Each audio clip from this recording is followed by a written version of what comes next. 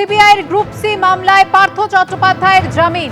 Supreme কোর্টে জামিন প্রাক্তন শিক্ষামন্ত্রীর।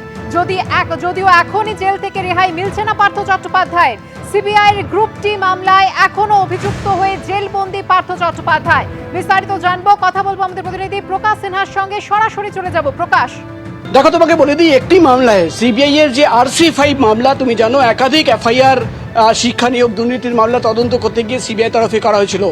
সিবিআই এর RC5 FIR number RC5 group C মামলায়, সেই মামলায় পার্থ চট্টোপাধ্যায় সুপ্রিম কোর্টে জামিনের আবেদন জানিয়েছিলেন এবং আজকে সুপ্রিম কোর্ট থেকে প্রাক্তন শিক্ষামন্ত্রী পার্থ চট্টোপাধ্যায় গ্রুপ সি মামলায় জামিন পেয়েছেন, কিন্তু তিনি জেল থেকে বেরোতে পারবেন না। কারণ পার্থ চট্টোপাধ্যায় আরেকটি যে মামলা রয়েছে গ্রুপ ডি মামলা, সেই মামলায় তুমি জানো পার্থ চট্টোপাধ্যায়কে সোন অ্যারেস্ট করা হয়, তার বিরুদ্ধে চার্জশিট জমা পড়েছে এবং আলিপুরের যে সিবিআই স্পেশাল কোর্ট, সেই কোর্টে কিন্তু চার্জশিটের পর মামলা বিচারাধীন রয়েছে।